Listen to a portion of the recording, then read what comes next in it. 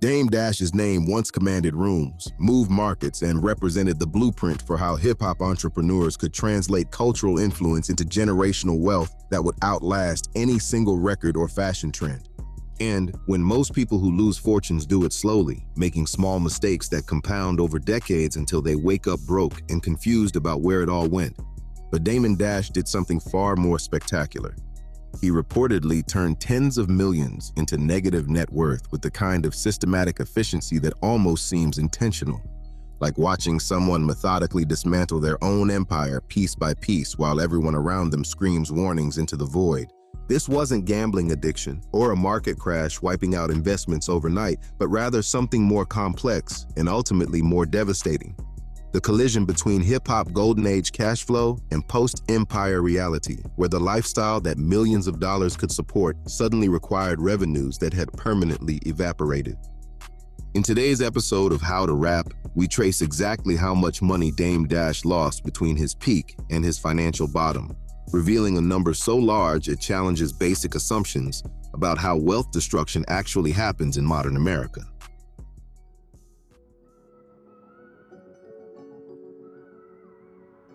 Believe it or not, there was a time when the somewhat now infamous Dame Dash reportedly wore clothes exactly one time before tossing them in the trash.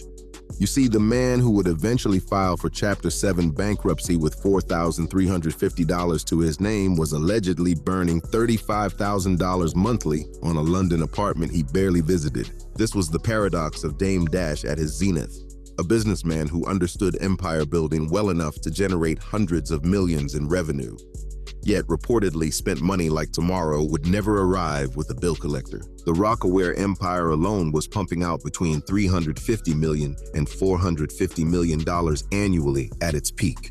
Dame held 25% of that fashion juggernaut while serving as its chief executive officer. The clothing line had morphed from hip-hop merchandise into a legitimate fashion empire spanning children's wear, accessories, fragrances, and international licensing deals that would make Ralph Lauren take notice. When Jay-Z reportedly forced him out in September 2025, the buyout check read $22 million for that quarter stake. Dame claims he pocketed only $7 million after legal fees and expenses ate into the windfall. Public reports from that era consistently reference Dame walking away with about $30 million when combining his roc-a-fella buyout with retained interest in spin-off fashion lines like State Property and Rachel Roy. The roc-a-fella Records exit had already padded his accounts years earlier. The label's initial 50% stake sale to Island Def Jam in 1997 netted $1,500,000, split three ways between Dame, Jay-Z, and Kareem Biggs Burke. By 2004, when the partnership imploded spectacularly, Universal and Island Def Jam purchased the remaining 50% for approximately $10 million. The exact individual payouts remain sealed, but the transaction injected serious liquidity into Dame's portfolio while positioning Jay-Z for his Def Jam presidency. His Tribeca duplex stood as the crown jewel of his real estate empire, a showpiece property that would eventually slip through his fingers in a $5,500,000 foreclosure. The $400,000 Maybach parked outside was reportedly just one vehicle in a fleet that cost more than most Americans earn in a decade. Full-time butlers and chefs allegedly maintained his multiple residences while he conducted business dressed in outfits he would never wear twice.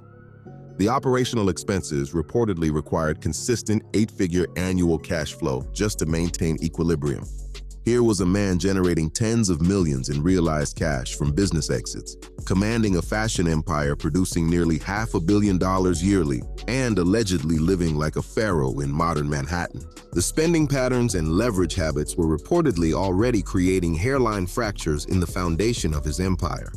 Reports from that period referenced additional foreclosure proceedings and arrears on other real estate holdings beyond the Tribeca showpiece.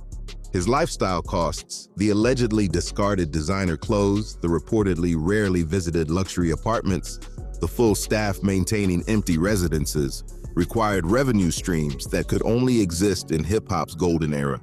Less than 2 years after buying Dame out for $22 million, Jay-Z would flip the entire roc-a-fella brand to Iconic's brand group for $204 million in cash, pocketing an arbitrage that revealed the catastrophic timing of Dame's exit. The unraveling reportedly started with a creative space at 172 Duane Street in Tribeca that Dame christened DD172. This multi-purpose hub housed an art gallery, recording studio, a magazine called America New, a web design firm dubbed VNGRD79, and an event space where the Black Keys collaborated with rappers on the Black Rock project. The venture showcased Dame's vision for a new media collective, featuring collaborations with artists like Curran Dollar Y and various hip-hop and rock musicians.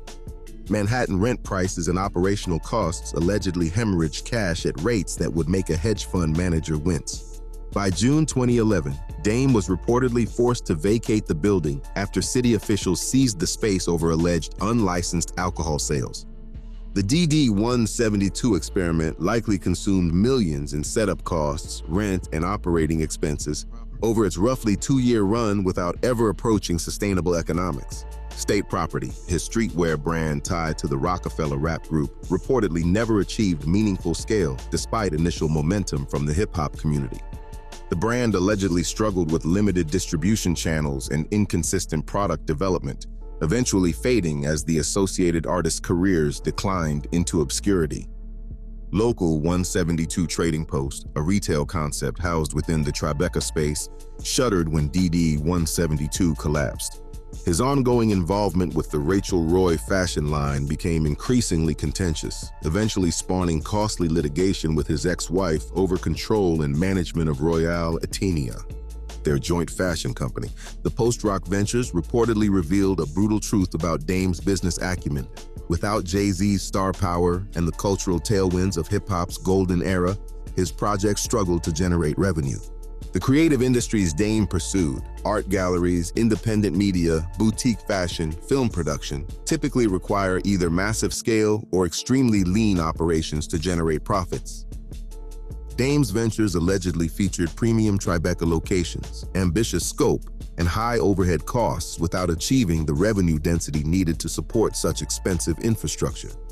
While Roc-a-fella and Roc-a-wear had benefited from the explosive growth of hip-hop culture during the late 90s and early 2000s, his later projects launched into mature, saturated markets without the same cultural momentum. The competition was fiercer, the margins reportedly thinner, and the cultural relevance that had once made Dame a kingmaker was rapidly evaporating.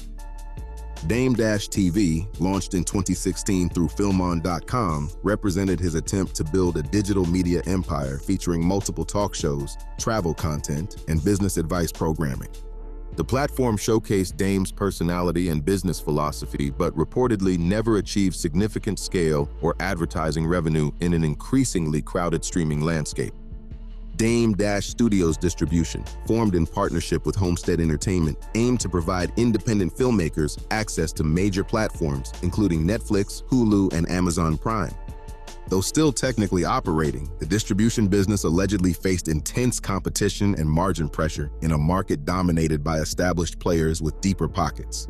None of these ventures reportedly replicated the economics of Roc-a-fella Records or Roc-a-wear, leaving Dame without the cash flow to service his mounting debts. The 2010 foreclosure on his $5,500,000 Tribeca duplex would mark the moment his financial fortress began its very public collapse.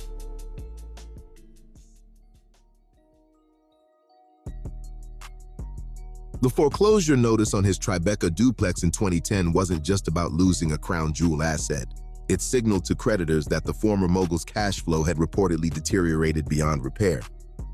Additional foreclosure proceedings and arrears on other real estate holdings allegedly followed, painting a picture of systematic over-leveraging during his wealth accumulation phase that was now coming due. By 2019, child support disputes had reportedly stacked up to $950,000 in past due obligations, with reports of $647,000 still outstanding by 2025. The domestic support enforcement agencies became relentless, reportedly intercepting any liquidity event Dame managed to engineer through business deals or asset sales. These weren't just numbers on a spreadsheet. They represented years of court battles, frozen accounts, and the constant threat of contempt charges allegedly hanging over every business move. Tax authorities across multiple states began circling like predators, sensing weakness in their prey. New York State claimed Dame owed more than $8,700,000 in back taxes and penalties on personal income reported between 2005 and 2018. The New York tax bill reportedly grew to approximately $9,600,000 by the time of his bankruptcy filing. California allegedly jumped into the mix with claims reaching $5,800,000. New Jersey reportedly added another $3,500,000 to the growing mountain of government debt. By August 2024, the total tax obligations across all jurisdictions reportedly reached approximately $19,100,000. The Dear Frank lawsuit became the weapon that would ultimately strip Dame of his last valuable asset, his one-third stake in Roc-a-fella Records. Filmmaker Josh Weber secured a judgment of approximately $823,000 against Dame, creating the legal mechanism for creditors to seize the Roc-a-fella stake. Courts initially set a minimum bid of $1,200,000 for the auction, though priority fights between child support authorities and tax collectors reportedly pushed negotiations higher.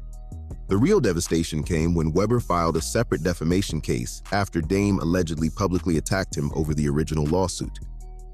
Dame's reported decision to skip court appearances and ignore the proceedings resulted in a default judgment of approximately $4 million in March 2025.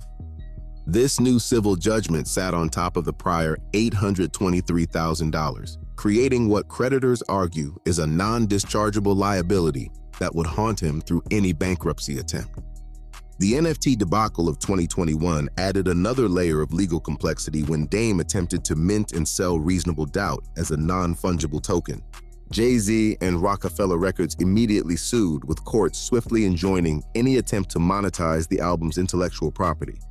The settlement clarified that Dame owned only corporate equity in Roc-a-fella, not the actual album rights, which remained the company's exclusive copyright. This distinction would prove catastrophic for the value of his stake when auction day arrived. New York State's $8,700,000 tax lien would soon force the sale of Dame's Roc-a-fella shares at a price that wouldn't even scratch the surface of his reported debts.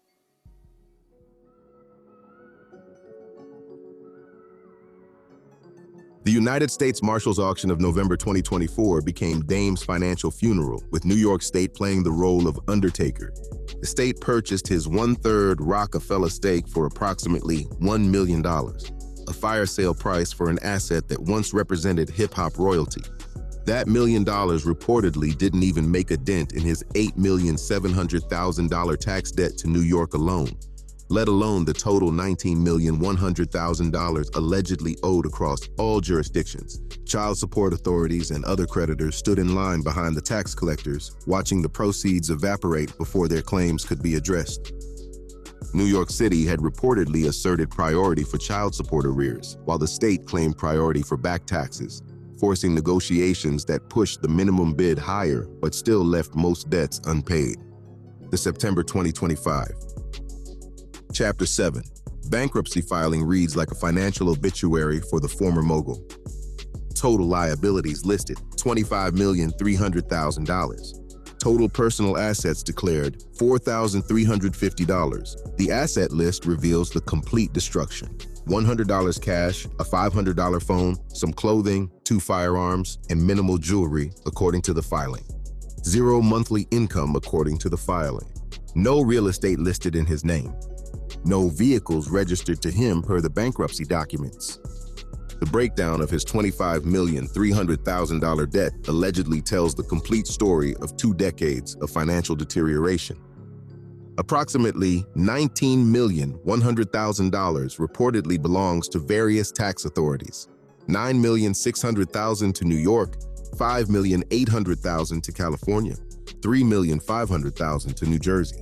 Domestic support obligations allegedly add another $647,000 to the pile of claims. The Weber judgments reportedly total approximately $4,800,000 between the original Dear Frank case at $823,000 and the subsequent defamation default at approximately $4 million. Creditors have challenged the bankruptcy filing as an alleged bad faith attempt to stall collection of non-dischargeable debts.